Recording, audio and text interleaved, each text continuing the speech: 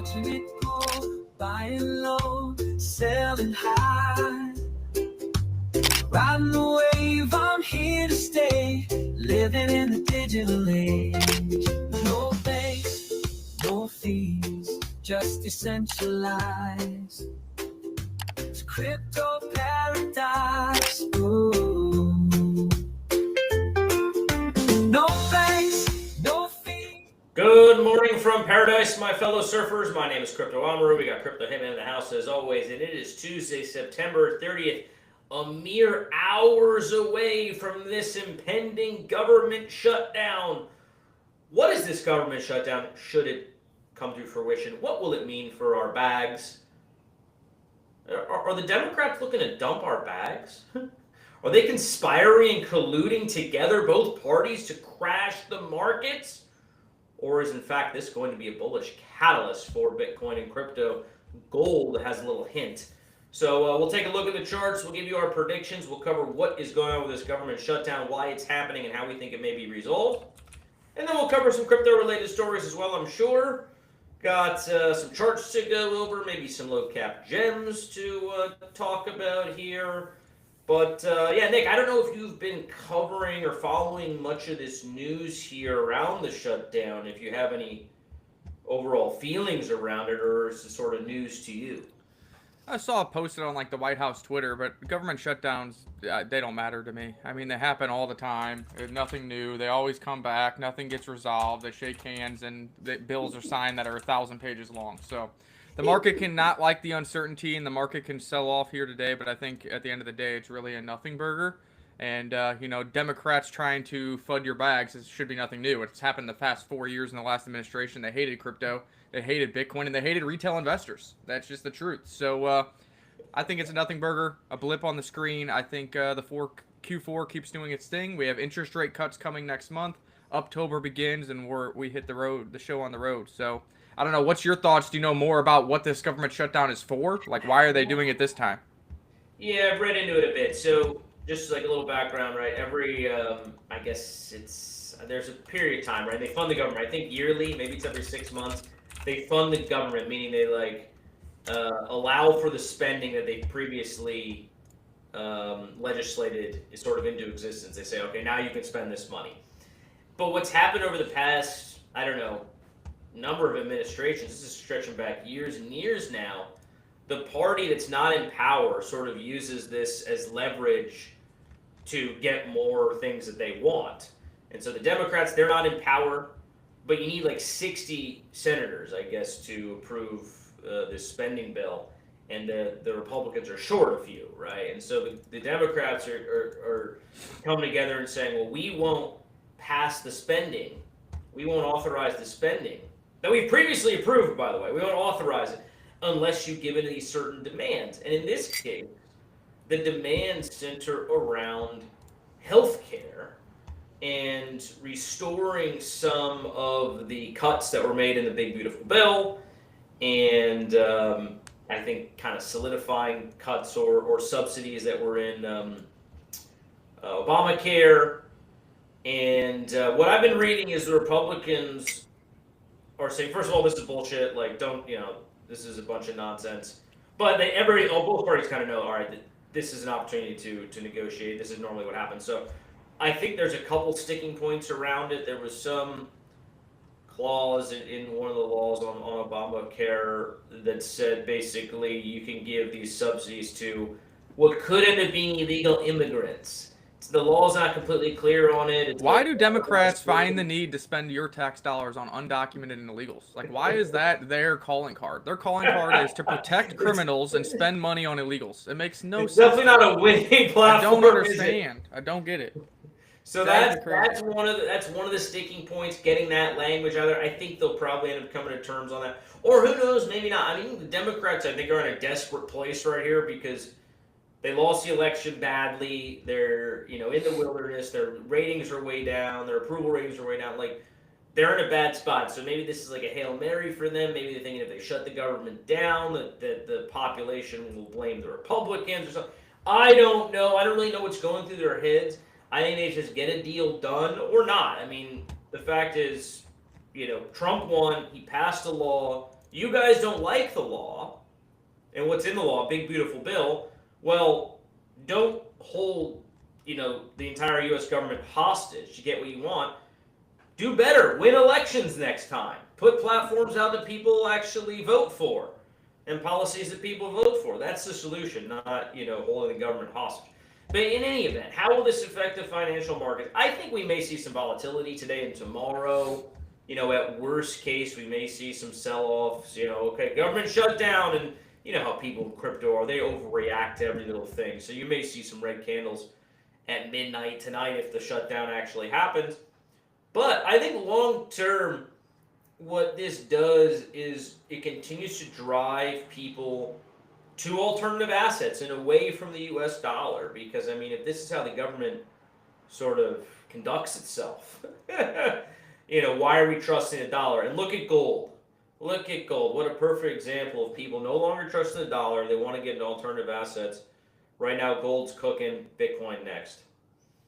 Yeah, and our gold target has been of this breakout. We put this here all the way back in August. The target was 3,900 to 4,000, and we hit 3,868 so far. Had a sell-off back to moving average, and now getting a green bar today with the whispers of a potential government shutdown. Obviously, Bitcoin has seen some red, but it had a monster weekend and a pretty big Monday as well, which is good to see. Still 113,614. You can see the same panic scare you had on gold chart you had here. It went right to the moving average and it bounced. Does it have follow through? We shall see. Again, you don't want to see government shutdowns because it causes uncertainty. Markets don't like uncertainty, so people take profits. But I think it's still a nothing burger. I feel like this happens every time around the holidays, like around Thanksgiving or something like that. Like, that's always the headline. Government shutdown. Will the congressmen be able to see their families on Thanksgiving or Christmas? Like, I don't know. It's just on repeat. It's disgusting. I don't understand it. Obviously, it's all politics. It is what it is. But, I don't think it's a meaningful thing for the markets here over the long term. Will there be volatility? Maybe. So don't get in leverage positions. Hopefully, Frontier Fund manages the murky waters nicely, and we'll see what happens here. It does look like Ethereum is still underperforming Bitcoin here. It obviously had a similar rally, but it is less of a rally and a steeper decline to 41.74, down 1.14% today. I still don't think there's any panic. This thing looked beautiful for a bullish retest off of the level that we were showing you for months now. We were showing this level since August 7th and came right back to it, bounced hard. We'll see if there's follow through. Obviously, you need to get above these moving averages, which are like 43.50 to 44.50 before you're in the clear. And what do you know? That's really close to that $5,000 mark that Crypto Amaru has been talking about for a long time. It's a major mental barrier. For now, Ethereum still hasn't gone to a new all-time high. Really a double top from this 2020-2021 high. We need to get to 5,000 and beyond, close above the 5,000 level, and we can start having some fun. Now, what's interesting about Ethereum is I just saw a statistic.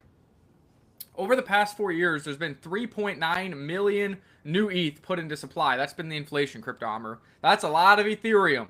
But in the past 2 months, Ethereum strategic reserves have bought and staked over 3.9 million ETH. So over 4 years of inflation have been wiped out by the Ethereum strategic reserves buying off the open market and staking those assets. And we do know that these Ethereum strategic reserves still want to buy millions and millions more of ETH.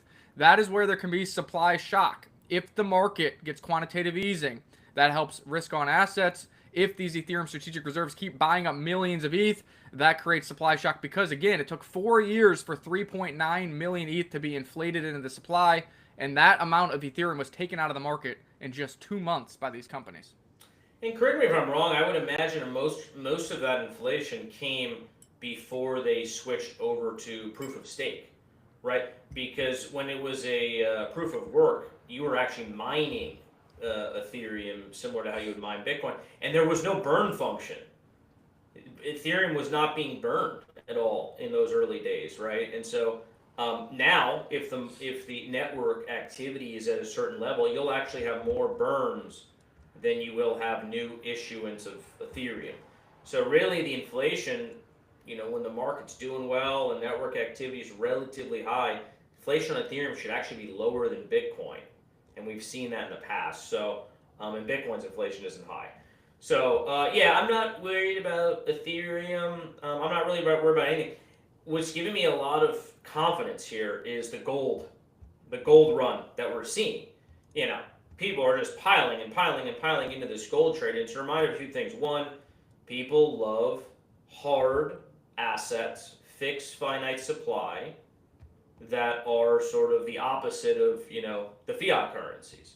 So we know people love those kind of assets. Bitcoin, we know, is also one of them, of course. We also know that when gold goes on a big run, there's usually somewhat of a delay, maybe 2-3 months or whatever, but then Bitcoin goes on even a more tremendous run than gold did. Historically, that's what's always happened. And then after Bitcoin goes, and what happened, Ethereum and all the alts. So it almost feels like we went through a mini cycle the past couple months here, the big run up, Bitcoin hits on 24K, ETH hits 5. Now we're consolidation. Okay, attention shifted back to gold. Gold's running. Now we're going to start the cycle over, and it's going to cycle down, kind of go down from gold, Bitcoin, Ethereum to the other assets. That's my theory anyway. We'll see if it plays out. But I'm loving this gold pump, and I think it bodes well for Bitcoin. Well, I think the delay from gold to Bitcoin performance, I would have to look at the data again, but I want to say it's like 45 to 60 days. I could be wrong on that, so don't quote me, but I believe it's 45 to 60 days. The breakout on gold started in late August, which what would 45 to 60 days put you in? That would put you in October, either the middle or end of October, to have this same kind of reaction starting for Bitcoin. And if that is the case, that lines up very well for the 4-year halving cycle. It lines up very well for the QE that is coming. And it lines up very well for this being another explosive Q4, which historically has happened for Bitcoin. So again, all of these macro things keep lining up. I don't know how people can see all this and think the top is already in. Now, maybe it's all Fugazis and there's about 50 coincidences going on. But again, there's a website that shows all the bull market top indicators, like 30 or 35 of them. None of them have been triggered. You have gold going parabolic starting in end of August, which means that Bitcoin should follow in the October month, which is perfect. You have the 4-year halving cycle. You have another rate cut coming in October, another rate cut coming probably in November or December. I just don't, it doesn't add up to be a market top for me. I know that the stock market does look awfully toppy because it just keeps creating new all-time highs. But again, that could just be a proxy of catch-up, because the matter of the fact is this whole dip here probably shouldn't even happen. This was based off of fear of tariffs and the fear that it would cause inflation, blah, blah, blah. None of that became a reality. So if you just took this out and kept your trend going, this is right where stocks should be. What I mean by that is if you just make an uptrend here and, hey, this is what stocks do. Everybody invests every 2 weeks. Inflation is set, blah, blah, blah. I mean, look at the trend. This is right where stocks would be if you just took this out. And I think this is what's throwing people's mindset off. Oh, stocks got to correct. They have to correct bigly because it's already up 45% in the past 6 months. Well, if you exclude this 2 months of data, I mean, stocks are kind of right where you would think they would be on a historical measure. So I don't know if this is the top that just keeps on topping. I'm sure there's going to be volatility at some point. But I think the macro fundamentals, the QE and everything else means that risk on assets like Bitcoin, gold, Ethereum, and altcoins continue to go higher for the foreseeable future.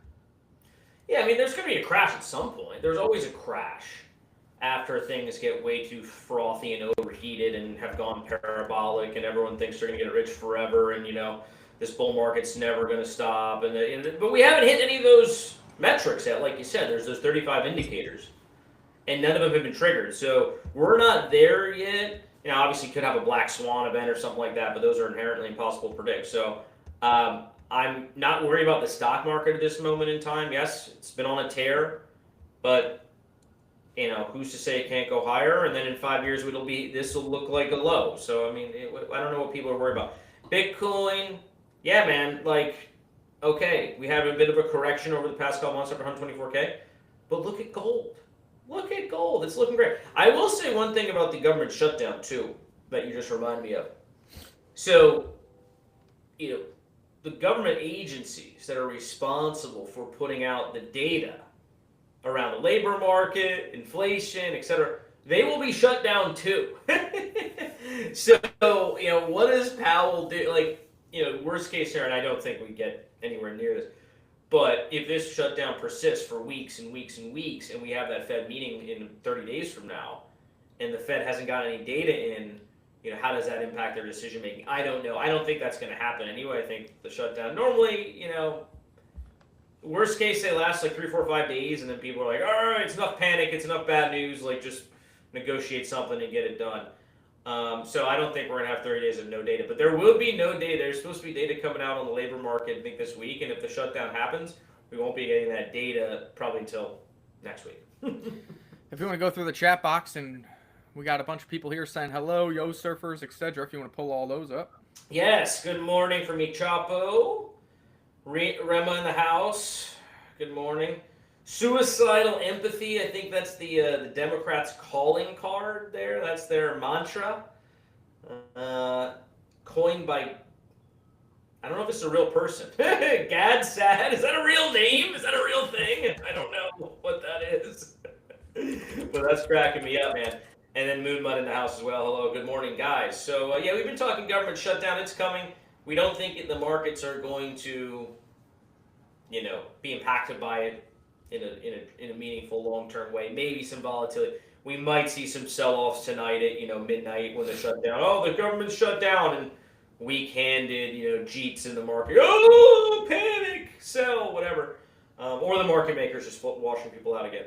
But it'll be resuming up only in October, I should say, once the shutdown is resolved. Yeah, let's look at a couple other charts here that we've been following along with. Of course, Pulse Chain, even though there's red in the market, is still green for the past 24 hours. Slightly green, one between 0.5% up to 2.6, 3.3%. So that's good to see. But Pulse Chain is at a critical level. Richard Hart did tweet today for the first time in several days, announcing that a new Pulse Chain scan, a new Pulse Explorer, has been launched. I know that's important to Crypto Armor and some of the devs, because the Pulse Explorer right now, you're kind of using whatever. Nothing really works that great. And apparently they just had an update to their official Pulse scan. So I haven't checked that out yet, but that is good to see. And the timing is pretty good as well, because I made a post last night when I was watching football. Pulse Chain has rallied back to a very important level. This was the original breakout level that hit the Medzler move. Look at where these things are hitting. It failed to hold it, and it's getting rejected here. It needs to get back above this level to find a footing so the uptrend can continue. If it doesn't, this white uptrend line, it can still hold this for higher lows. But, I mean, you're getting to the point now where you're going to lose users. You're going to lose conviction on the chain. If you fail here, and then this is your final support, this is doom and gloom if it gets below there. And what I mean by that is right now you're trying to find the perfect golden ratio of, hey, you want to shake out the whales so it's easier to pump. Richard Hart is famously for saying this for years now, so that's what people think he's been doing.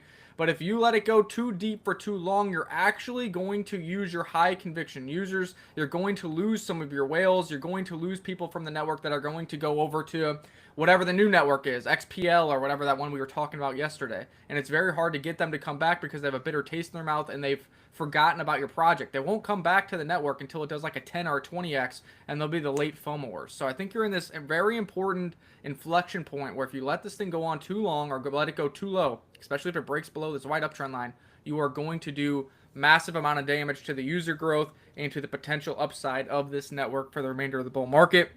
Again, ran into this, and then Richard Hart this morning released the news of the Pulse scan. That's why I think Pulse Chain is still green amidst Ethereum being over 1% red. So he's trying to get it over this level. I think he's seeing the same thing I am. But what's easier than just creating news, just dumping in millions of dollars. And he has it. So if he's listening, I think this is an important level to break out of, and you don't want to retest this white uptrend line. Now on to, do you have any comments on that before we go over to Aster and Linea? Richard, I know you're listening, bud. I know you're listening. Time to deploy your millions. Time to start bull posting again. It's time. But no, I'm being a little facetious, a little tongue-in-cheek. I mean, at the end of the day, look, I don't know, we may be overestimating his ability to, paint the chart, etc. Obviously, he does have an outsized impact on everything. But it's going to be also determined on, based on Ethereum performance and Bitcoin performance. If you look at the downtrend that we've been in for the past, few weeks here, that corresponded with the whole market going down. So it's these things are all tied together. They all go together. We need Ethereum to run in a meaningful way, and then Pulse Chain, I believe, will run kind of irrespective of what Richard Hart does, although he does, can impact things. But I'm looking at Ethereum, and then I look at Pulse Chain next.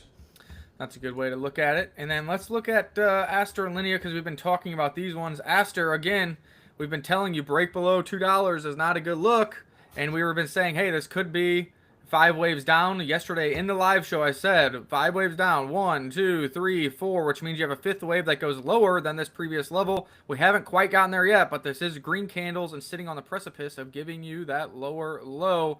It's at $1.73 now. I think the low was somewhere around, let's see what this candlestick is, $1.70. So I don't know. We're on there. We haven't taken an official trade, but we've kept you out of hot water. And we told you yesterday when this thing was nearing $2 that we're looking for a lower low below this green candle. And it looks like that is about to happen. Maybe during this live show, if it goes down just 3 more cents, that would be a lower low. Linea, and also for Aster, we've been talking about for Linea, there's going to be an unlock, but apparently there's $600 million in tokens that's going to be unlocking for Aster.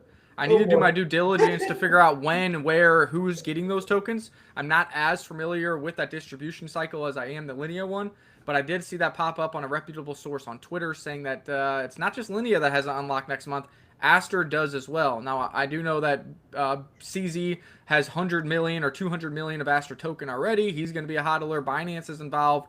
So Aster does have ways to try to paint this chart to the upside. But if there's 600 million and investors getting tokens, overall market conditions red, and the TA is saying lower, I mean, my bet is probably on lower. I wouldn't be leverage trading or leverage shorting here, but I also am not going to be FOMO longing here as well. Yeah, I mean, my position on Aster, Linea, these big caps has always been more or less the same. I mean, I just see plenty of downside risk and minimal upside from here compared to at least to the low cap gems that we like to ape into and try to turn 5,000 into 50,000. But if you're playing with size and you believe in it and you have conviction and you're long term and you think this market's going to go much, much higher, as I think we all do. I mean, Aster probably will do well this cycle. But in the near term, the chart's looking kind of iffy. Overall market's looking a little bit iffy. They got unlocks coming. What happens too, like these new coins, a lot of excitement, a lot of hype, but that only gets sustained. I mean, even in like the best case scenario, you can only sustain hype for like a couple of weeks in crypto. And then eventually people get bored, sellers come in, there aren't new buyers to make up for it, and the price goes down. So I would kind of watch Aster for a bit and see how this chart plays out. Maybe wait to take a position after we get a little bit more clarification where the market's going. And that hype is really depicted perfectly in the chart itself. You can see here the volume profile around these levels. This volume spike started when CZ himself tweeted about it. Okay? And then what have you seen since then? Declining volume while price is increasing. That is telling you that bulls are getting exhausted. And now you're starting to see declining volume when price is still holding and consolidating. Now, if this price puts in a new low and gets you down here to 146, 150, somewhere in there, and volume is still declining, then it flips to bears are getting exhausted, and that's where Binance can step in, CZ can step in, and easily manipulate the chart to the upside because everybody who has wanted to sell has already sold. So that's why we're watching these things. Nonetheless, I told you yesterday 5 waves down, which means that we do need to go below this 170 level, and what do you know, we're down another penny while live on air. So 2 cents away from that prediction being correct. Now, Linea, well, what is Linea doing here? Getting rejected at the uptrend line once again. And we've been talking about this downside support is all the way back down to just above 2 cents. We're at 2.5 cents now. And again, Linea is one that has major unlocks starting next month. This one has not been near as strong. You can see the manipulation launch green candle and just been stuck in the same range. You have unlocks coming. I know you have Joe Lubin. I know you have consensus. I understand it. But there's a lot of people over there farming for the next airdrop round, which is coming very soon, and pre-sale investors are getting more tokens very soon.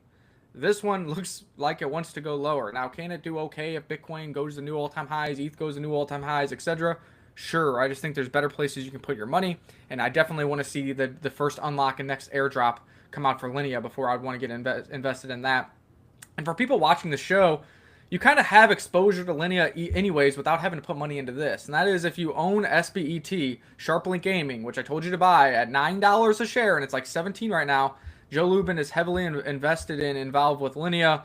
Joe Lubin is heavily involved with SharpLink Gaming. They have their Ethereum. So if Linea, in fact, is providing value back to SharpLink Gaming and providing value back to Ethereum, by proxy, you're getting some exposure to this asset by just holding SBET. I think that's the safer play to do so, especially with the unlocks and uncertainty going around with that layer 1, layer 2 scaling solution. Yeah, that's a good point. You don't need to ape into everything. Sometimes you can take a backdoor to get exposure in different ways. We talked about that yesterday when it came to YakDAO and getting PLSX. I mean, that's obviously on a smaller scale, but there's sometimes different ways to get exposure. And you just think about that when you're building out your portfolio, and you think about diversification, you think about various risk factors. Sometimes you stay away from one particular asset because you know what, I'm already heavily exposed in that ecosystem. I already have I'm getting a MetaMask airdrop, so maybe I don't need this Linea token, for example. Just off the top of my head here. So just different ways to build a portfolio, backdoor into different exposures, and keep your risk levels at a reasonable level. And here's SharpLink Gaming because we talked about it. Here's the buy zone I gave you guys. Official buy was given right around $9. The buy zone was between $7.70 to $11.33, and we went as low as like $8.75 or something like that. That was the exact low after the excitement pump. We retraced all the way down. Consolidation was perfect, and now we've been sitting in this range, up 72%. And again, owning SharpLink Gaming gives you exposure to Ethereum, exposure to Consensus, exposure to Linea, and probably even the MetaMask airdrop, because Joe Lubin is the one who actually broke that news because of Consensus. So I just think that SharpLink Gaming has a big opportunity to kind of tap into the yield generation, the airdrop farming, and the value from all these different things that Joe Lubin has his fingers involved with. And that's the easiest way, safest way to get exposure, in my opinion, due to the fact that even if all those go wrong, they're still just accumulating Ethereum, which we believe is going to go to $8,000, $10,000, $20,000. So that's one way to do it. And then for the less of the DeFi approach, of course, you have BMNR. We're in this, what do you know, at the exact low, whatever that math is, around $31 to $32, up 70% on that as well. And this is more of the institutional approach to Ethereum. This is Thomas Lee kind of leading this. They bought more Ethereum. And they're a big proponent of, when I was talking about all of the Ethereum inflation for the past 4 years has been eaten up by Ethereum strategic reserves. Well, this one right here is the largest one. They own like 2.9 million ETH themselves, eating up over 60% of the last 4 years of Ethereum inflation just in the past 2 months. And they have a goal of getting to 5 million ETH by the end of the year. So let's just say they do that. SharpLink Gaming buys another million ETH, and there's all these other companies buying it. Supply shock incoming for Ethereum if the QE continues to go on like we believe it will. Supply shock's a real thing. Look at the BNB chart, guys. Anyone wanting to understand what happens when you have good supply control, when supply is in the hands of diamond-handed true believers, as is the case with these Ethereum strategic reserve, this is the kind of thing that can happen. Does it happen overnight? No. Does it need additional catalysts to kick it off and spark an uptrend? Yeah, sure. But this is the kind of thing that can happen when you have sufficient supply control. Now, I don't think Ethereum will ever get to the level of supply control that BNB has, because allegedly CZ himself owns 64% of the BNB supply. The Ethereum strategic reserve companies aren't quite getting there. But Ethereum has a lot of people staking it. It has a lot of people just holding in various wallets. There isn't even a lot left on the centralized exchanges, if you look at historically where things are at. So I do believe a supply shock is incoming, but it's not going to be an overnight thing. Like, this is something that takes a little bit of time to play out. Yeah, and then supply shock is kind of something that we're built into the Surf token. And like you said, it doesn't happen overnight. Obviously, Surf launched at 11K market cap, ran to almost 4 million when Pulse Chain was doing well. And then during this massive drawdown, it's kind of come all the way down to its original rally level around that $800,000 to $1 million market cap, and trying to make a round to bottom while the rest of the market is still red. But meanwhile, this whole time, over 3% of the total supply has now been burnt. The Crypto Paradise wallets continue to accumulate Surf based on DeFi yield, revenue yield, whatever, and those wallets aren't selling Surf. And this is when you prepare for the uptrend, because the more tokens that can get bought and burnt, the more tokens that can get in diamond hand individual wallets. That means the less sell pressure when the market does turn around, or when the next catalyst happens for Crypto Paradise or Surf in this example, or any other asset when altcoin season comes back. So that applies very vehemently to a lot of the Pulse Chain assets, because there is only core believers really accumulating in these low levels, and a lot of these assets are buying and burning or adding to LPs, and the LPs are burnt or locked as well, so that those can't go anywhere. So supply control is very important in our estimation, and that's why we put that in the token economics of the Surf token, and we'll see how that plays out over the remainder of the cycle and beyond. And so far, like, I think it is 3.06% of the total supply has already been bought and burned off the market. To put that in perspective, that is over 3 million Surf tokens that, instead of when this thing runs 10x or 100x and those 3 million tokens would hit the sell order, can't hit the sell order because they don't exist. And more will be burned, my friends. More will be burned. Every week we are taking some of the yield we've earned from DeFi activities, from marketing, deals that we have using it to buy back and burn surf. We did a big buyback and burn of 500,000 surf just last week. So more is coming. The Dow also voted to do that as well. So yeah, more buyback and burn is coming. But you know how else we're gonna burn more tokens? We have many different projects now coming to us for advisory work, consultations. I don't even whatever you want to call that, marketing support. Who are looking to launch their tokens onto Pulse Chain. And in every single case, all projects that we advise that are end up on Pulse Chain, a part of those projects, their token economics, token utility, is to take some of their token tax, use it to buy and burn Surf token. We've seen quite good outcome with YakDAO doing that. At least 400,000 or 500,000 Surf tokens have been burnt that way. And then we have another project coming. This is a very unique project. It's not just launching one coins. It's launching actually 8 coins that are all interconnected. Very unique concept, very cool concept. You get rewarded along the way if you diamond hand, you buy into kind of the set, if you want to call it that. Very unique angle too, with some, I'd say, religious overtones, undertones, and charitable aspects as well to it. So it's a super unique project. I really like it. I think it could do well. We'll see how the market reacts. But in any event, 8 coins now within this ecosystem, all buying and burning surf. Pretty sweet. Yeah, and I don't know the timing on that one versus Bear AI, but Bear AI is another one that I'm excited for. That's one we've talked about where they have an AI protocol platform already live that is multi-chain, and they're going to be launching their token on Pulse Chain. Token tax system that is going to fuel and incentivize users and fuel and incentivize participants, buy and burn their own token, buy and burn the Surf token, and that's a completely fair launch. No pre-sale investors, no airdrop, no nothing. So I'm excited for that one as well. And again, the theme of the story is Surf will be bought and burned forever. So YakDAO just launched and it's already burnt, 200,000 to 500,000 Surf. It's just launched. They're going to continue on the remainder of this cycle and beyond. That property isn't going anywhere. So they have their own community, their own team that's going to be buying and burning Surf. Bear AI has their own. These next 8 projects have their own. RhinoFi still has LP pools with Surf and is still buying Surf slowly and adding it to LPs. So they're not burning it there, but they're still adding to LPs. And I think, this is all happening with altcoins doing nothing and with Pulse Chain doing even less. So what happens when things really turn on? Crypto Paradise as a brand is here to stay. You got all of us have our own individual accounts. We have a great community behind us. We have an investment syndicate behind us. All that does is produce more opportunities, more revenue to be used for buybacks and burns to, for marketing of Crypto Paradise, for marketing of the Surf token. And all that does is benefit you guys, the community, because not only are you winning on the alpha calls and the passive income of Surf, but you're also winning on the side of, hey, we're putting our money where our mouth is and we're delegating funds that we could keep to buying and burning Surf, to marketing Surf, to build that brand, because we understand that if Surf token does well, that helps everybody on the backside. It helps the community win. It helps us win because we hold Surf, but it helps Crypto Paradise, the brand, win because we can always point to the Surf chart and be like, hey, look what's going on here. Look how well we've done it here. Let's apply some of these token economics to your project, and you guys can get funding and notoriety and price exploration as well. It's all coming to fruition. The long-term vision, it's all coming true, guys. We need the market to help out a little bit. We need Pulse Chain to kind of do its part just a little bit. But yeah, it's been pretty cool. Even the past few months, we've had some incoming opportunities, and this new project called Plenus Moon, I'm quite bullish on. Bear AI, they're actually launching within 1 day of each other if all things go according to plan. So I think Plenus Moon is October 6th, and Bear AI is October 7th. So I mean, you should start to see a lot of activity in the Crypto Paradise Telegram with the buy bot when these 2 projects launch. So, fingers crossed those times end up working out here. But it's coming. I mean, whether it gets delayed a week or 2, whatever, but it's definitely coming. And, yeah, all good things for Surf token and Surf holders, no doubt.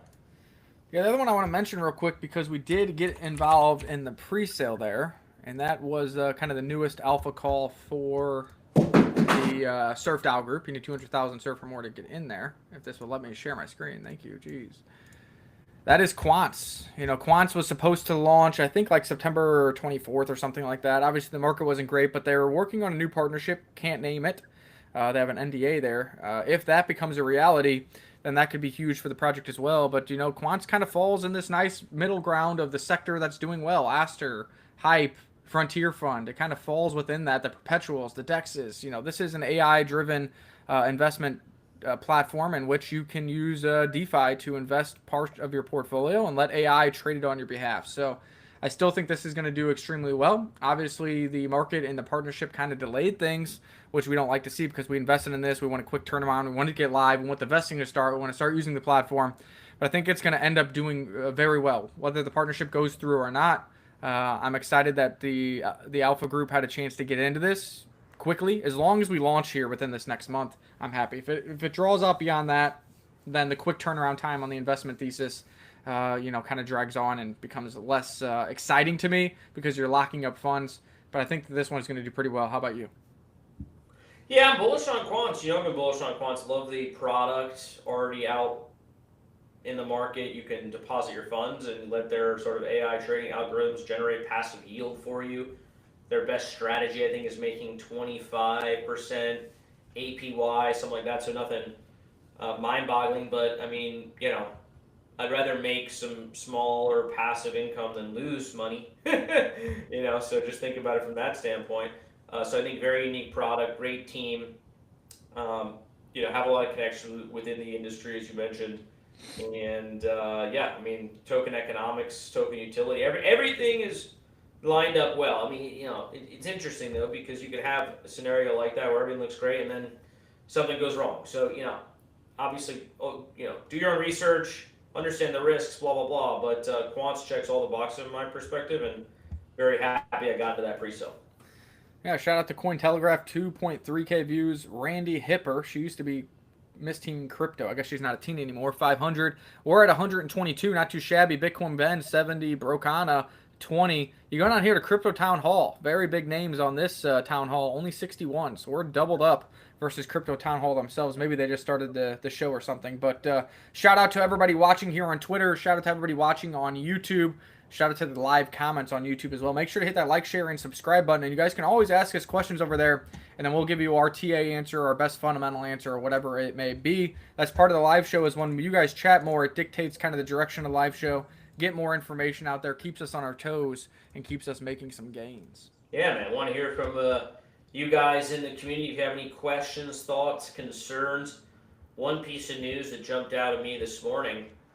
So the SEC, man, talk about a 180. Talk about a complete reversal of policy position, going from the Biden administration trying to absolutely kill and crush crypto, having sued every single entity they could get their hands on, from Binance to Coinbase to Kraken to everyone, to now, today, they had I guess there was an enforcement action that they were doing some due diligence on, potentially on an ICO project. It was a coin I never heard of. And they come out with their letter today saying they're not going to move forward with any kind of litigation. They're not going to sue this company, which under Biden and under Gary Gensler would have been unheard of. They sued everyone. They could, they wanted to 10x their workforce to just sue everybody out of existence and just take all the money that was generated in crypto and move it into the government's coffers. Trump and his administration, Paul Atkins, taking a very hands-off approach, pro-innovation approach. They are not going after this company. They've basically said crypto and digital asset innovation is a priority of theirs. So I don't know. It's just one of those things that you add up the pieces of the puzzle, you start to see, hey, this bull run can have a lot more legs under it, just given the fact that regulators are not only the hands off, they're just straight up pro crypto at this point. We have never lived in this world, guys. So be bullish, hang on to your hats. It's a catalyst that's been sort of percolating in sort of the background, I would say, but hasn't really caused the market to pump, but it's going to happen soon. Yep, and for everybody watching the live show this deep into it, I'm going to give you a little alpha. This is something I haven't talked about yet. I don't even own it yet myself, but I've been watching it. It had an explosive move over the weekend. It's given back up almost the entire rally. And we do know that base season might become a thing. There might be a base airdrop. Perpetuals are doing well. Well, this is BSX. This one hasn't done very much, but it absolutely surged almost 10 cents a token. Now it's back to 2.6 cents, almost giving up all of the gains. It started at just under 2 cents. This is actually a decentralized exchange that pulls liquidity from sexes and does have perpetual features on base chain. So we do always know, like, when Hyper does well, people are like, what's next? And then Aster becomes a thing. Oh, what's next? Well, the other perpetual projects, and maybe Quants is one of them, are doing pretty well. Well, maybe BSX is one to look into because it is on base, and base is going to have a lot of speculation around, hey, we need to build on base, trade on base, use on base in order to get this base airdrop, and maybe BSX can be a beneficiary. I've been doing some due diligence on this, and what do you know? Some of the investors in this Brian Armstrong himself, Coinbase is an investor, and some others. So maybe this is one to look at. So everybody who's watching deep into this live show, we don't have a position. We haven't made a call. I've been watching this thing for a while now. I was even watching it down here around a penny and trying to find an entry, trying to see if my thesis is correct on this thing moving forward. It's only a $6 million market cap, fully diluted at $26 million, and has direct investment from Brian Armstrong and Coinbase.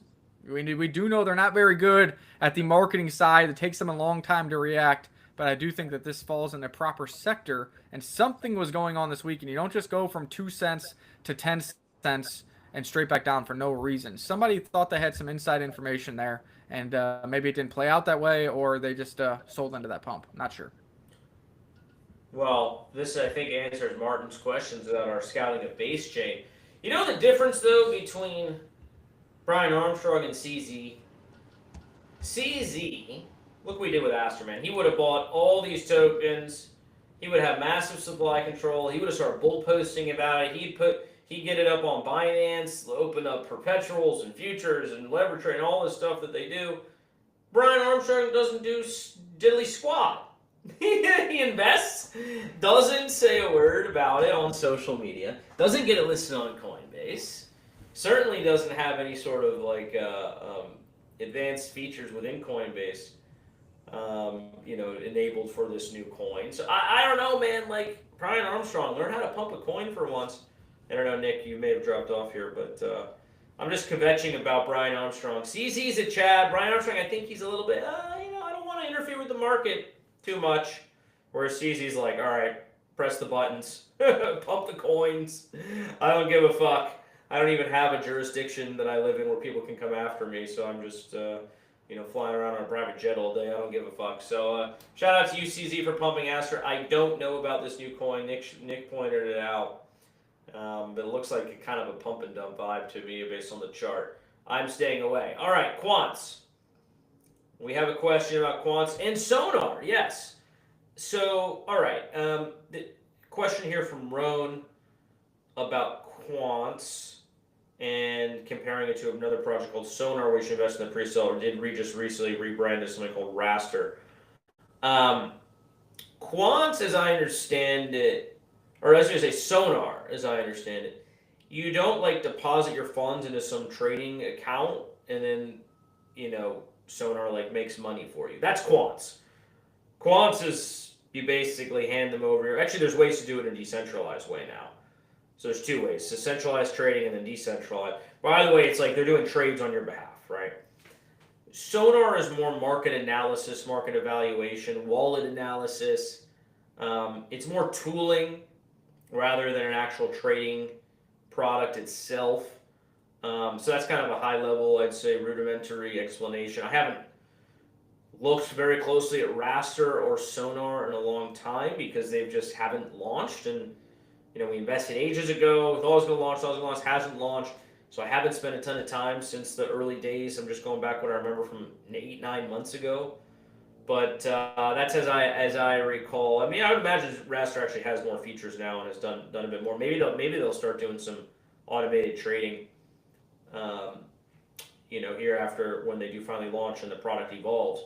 But as I understand it, it's to start as more of a market evaluation, market analysis type tool, which I think is a valuable thing. I mean, I think there's plenty of people that want to have a bit more hands-on. They don't want to just turn their funds over to, some algorithm to do trading on their behalf. They want to be a bit more hands-on and scout the market and analyze the market using tools built by the likes of Raster. So I think there could be market fit for both types of products, but hopefully that answers your question there, Roan, and maybe a good question to pose to the admins in their chats as well. So, all right, well, I don't know where Nick went. He seems to have dropped off. Let's see. Maybe his dogs attacked him and are biting and chewing off his face as we speak. So he got kicked off, and he's going to let me wrap it up. So, all right, guys, good stuff today. Just to recap, government shutdown absolutely should be a nothing burger aside from perhaps some volatility tonight when the shutdown does get announced. So keep an eye out. If you're trading and leverage at midnight tonight, be careful. If you have long or short positions open, as always, be careful. So you could see some bit of volatility. But the big story I think around it is the U.S. government and fiat currencies in general cannot be trusted. The market is looking for alternative hard assets. That is why gold is going on a tremendous run right now. Bitcoin is next. Historically, you're looking at a 2 to 3 month lag, something like that, between when gold runs and then when money starts to flow and trickle down into Bitcoin. And then, once we're on our way and Bitcoin's ripping and roaring back to $125, $130, $150,000 per Bitcoin, I think you're going to start to see ETH do its thing, and then altcoins. So this is like the longest, most dragged out, market that I've ever been a part of. Seems like nothing happens for stretches at a time, for months at a time, and then we're in one of these moments. But I think that means that we have a longer bull market. It wasn't this really quick pump and dump. It's kind of grind up, and then consolidation, grind up, all the way to $1 million Bitcoin, guys. So we'll be here for that. I know you will be too. Thank you for joining the live stream. Remember to like, share, and subscribe. And until next time, guys, we'll see you on the beach.